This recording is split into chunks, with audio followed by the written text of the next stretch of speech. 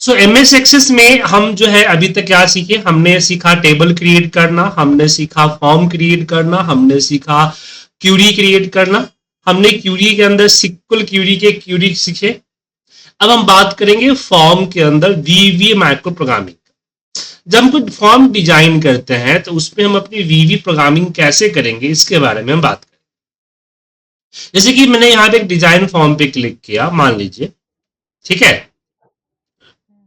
अब इस फॉर्म पे जैसे मुझे कुछ टाइप करना है तो मैंने बताया था आपको कि ये हमारा लेबल है, लेबल लेके हम ड्रैग करेंगे और इस पे कुछ भी टाइप कर सकते हैं। जैसे मैंने लिख दिया यहाँ पे लोन कैलकुलेशन,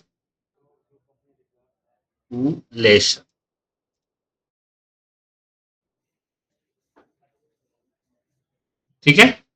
उसके बाद यहां हम अपने डिजाइन, जो भी डिजाइन करना चाहे वो डिजाइन कर सकते हैं। जैसे कि मैंने यहां पे ले लिया प्रिंसिपल, तो ये चीज हमने आपके सामने डिस्कस किया था। लेकिन इसमें हम बात करते हैं कि एक तो हुआ कि हम डेटा को यहाँ पे ट्रिगर कर रहे थे या फिर सिक्वल को ट्रिगर कर रहे थे ना, लेकिन यहां हम बात करेंगे कि अगर मुझे अपने खुद की कैलकुलेशन करना हो तो कैसे करेंगे।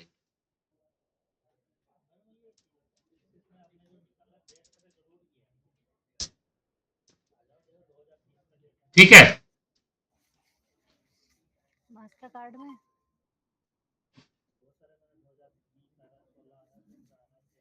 कौन सी डेट है, क्या डेट है? एक मिनट में आ रही हूँ। आप ग्रुप प्रोविजन की बात तो नहीं कर रहे? ना रे,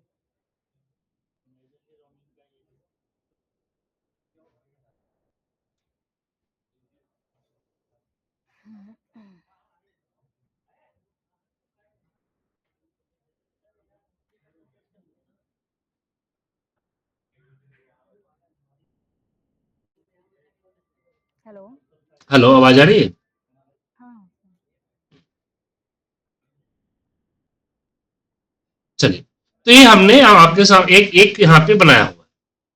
अब ये फॉर्म पे मैं क्या चाहता हूं, जैसे फॉर्म 1 हुआ कि यहाँ पे कैलकुलेशन चाहता हूं कि मैंने 50,000 रखा, रेट में 10% रखे, इस तरह से 10% रखा, और यहाँ पे टाइम 3 साल रखे, तो यहाँ पे उसका अमाउंट ऑटोमेटिक कैलकुलेट हो जाना चाहिए।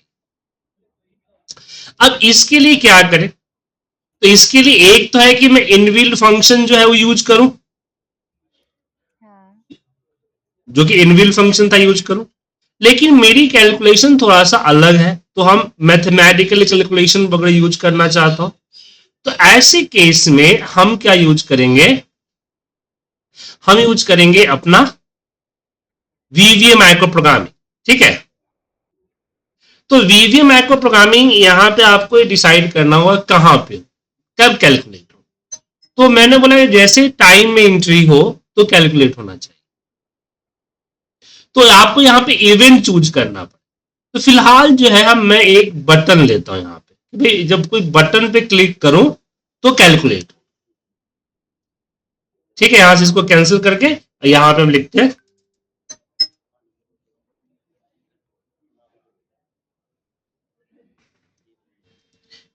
कैलकुलेट, ठीक है।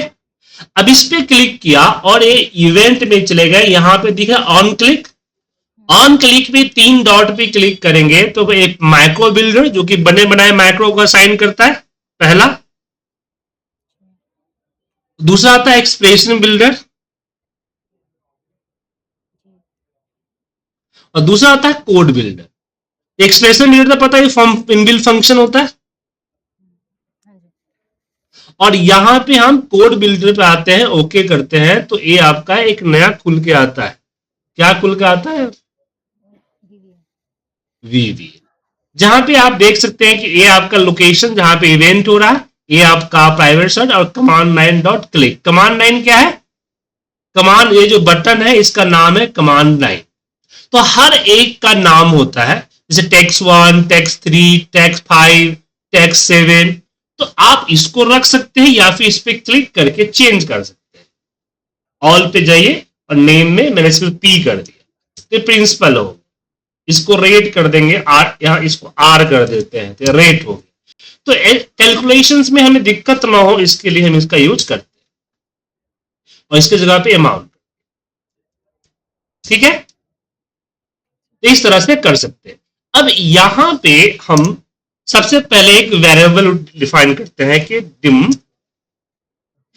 ए एज ए लॉन्ग।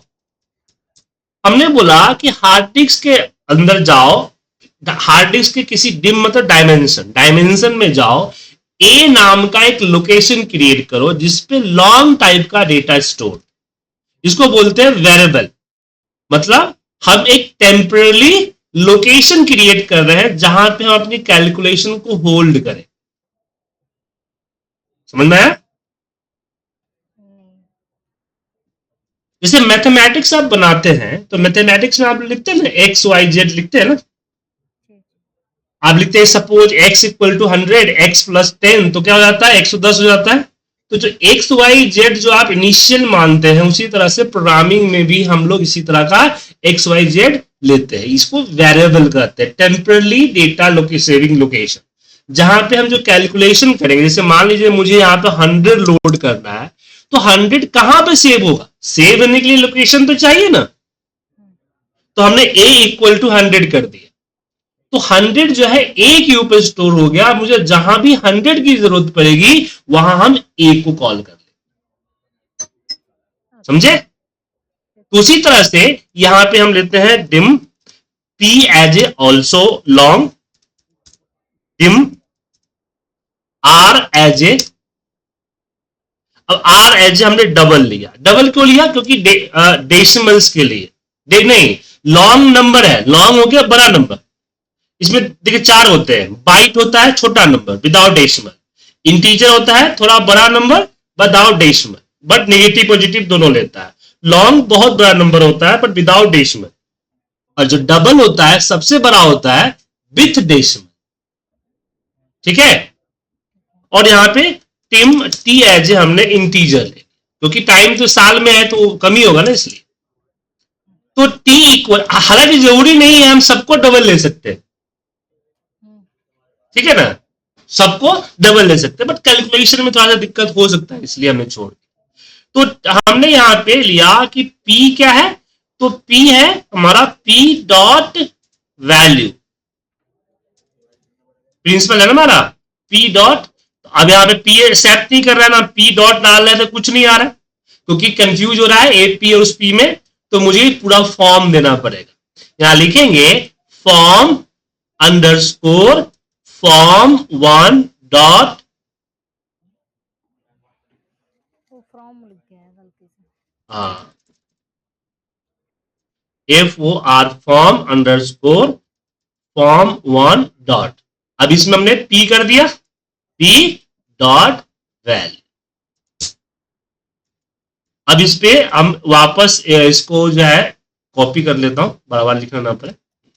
तो से R equal to same form dot R dot value, R हमने नाम डिफाइन किया हो ना इसलिए, और T इक्वल टू, और वैल्यू मतलब उसका जो भी वैल्यू होगा वो उठा लेगा, T डॉट वैल्यू। तो अब जो भी नंबर था PRT पे, अब A इक्वल टू हम कैलकुलेशन करते हैं, तो मैथमेटिक कहता है कि P multiply by 1 plus R divide by N मतलब 12, ठीक है ना, फिर power of again time multiply by 12। ए माने कंपाउंड इंटरेस्ट का मैथमेटिकल फॉर्मूला है।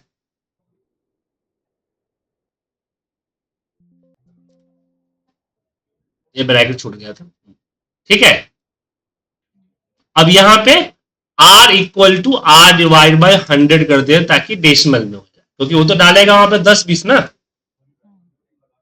अब यहां पे हम सेम लिखते हैं अमाउंट डॉट वैल्यू, आ गया ना, क्योंकि अमाउंट रिपीट नहीं है, माने कि सेम नाम नहीं है, इसलिए इक्वल टू A हमने। अब एक बार हम इस यहां पे आते हुए वापस एक्सेस में इसको सेव करते हैं। अब इसको रन किया, 50,000, यहां पे रेट हमने 10% लिया, टाइम 3 साल का लिया, और जैसे कैलकुलेट पे क्लिक किए, देखिए कैलकुलेट होके अमाउंट आ रहा है।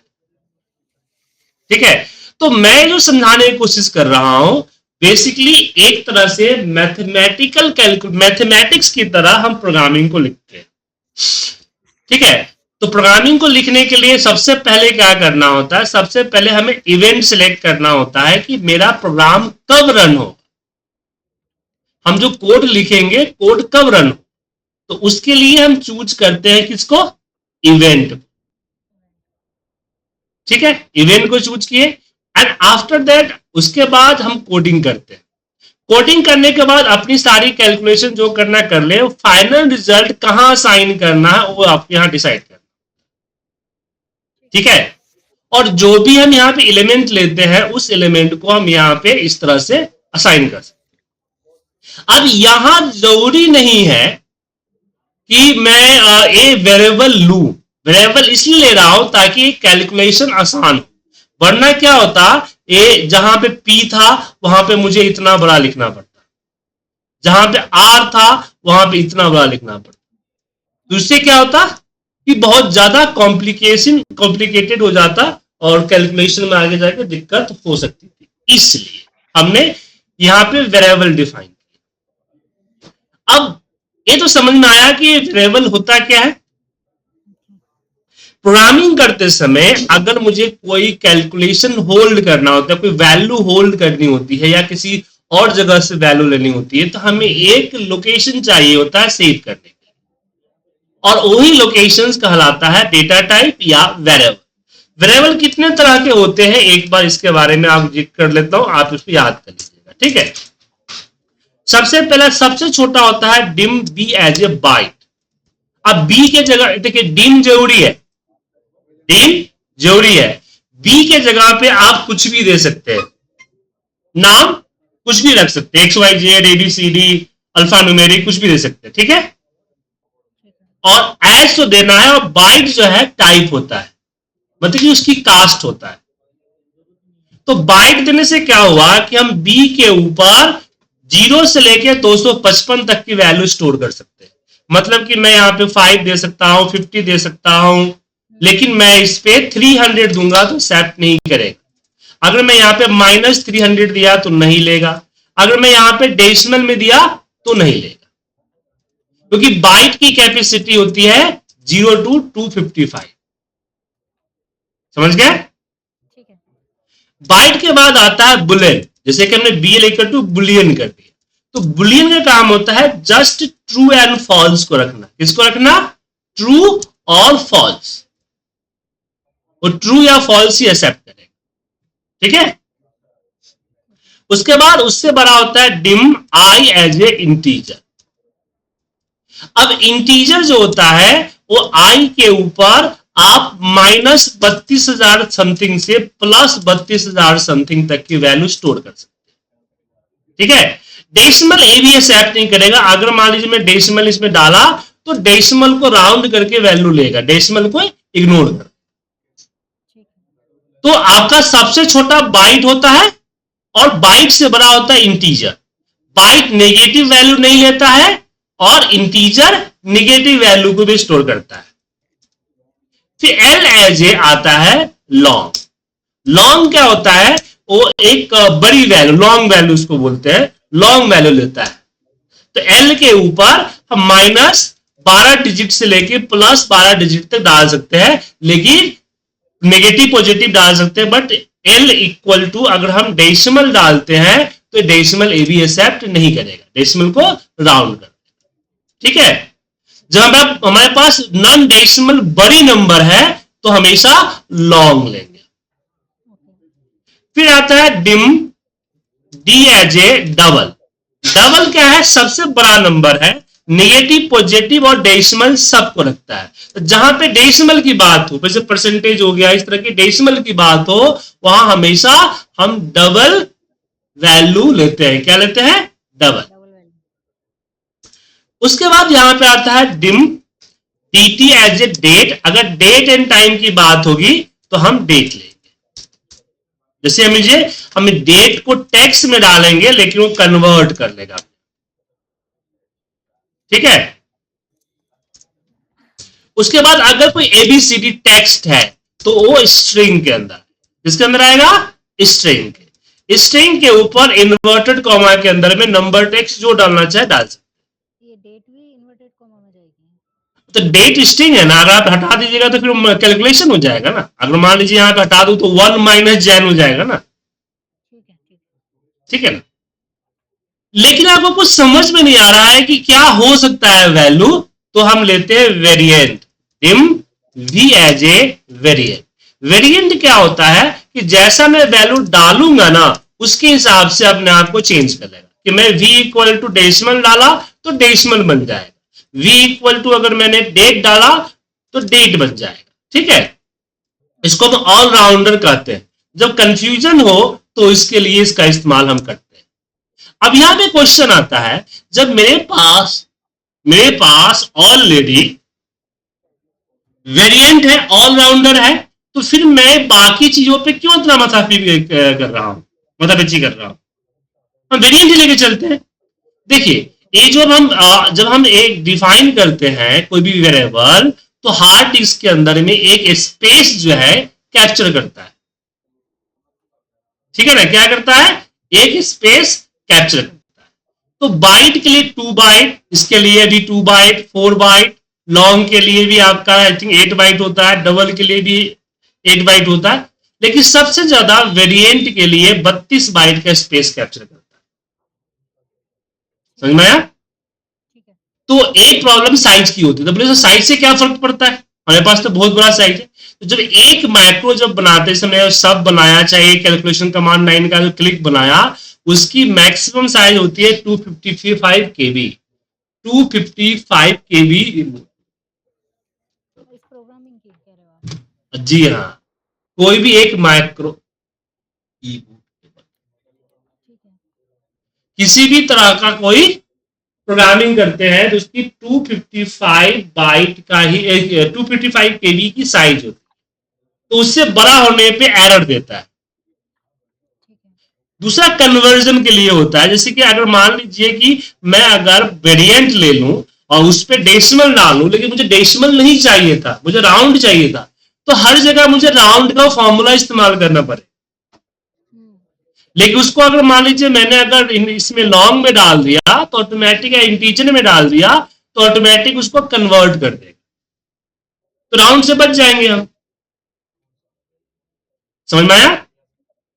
तो अब आपको समझ में आ गया कि प्रोग्रामिंग जब भी आप कहीं से कॉपी करते थे उसमें डिम क्या होता था और एक क्या कितने तरह के होते हैं भी समझ में आ गया। एक आता है ऑब्जेक्ट, ठीक है ना।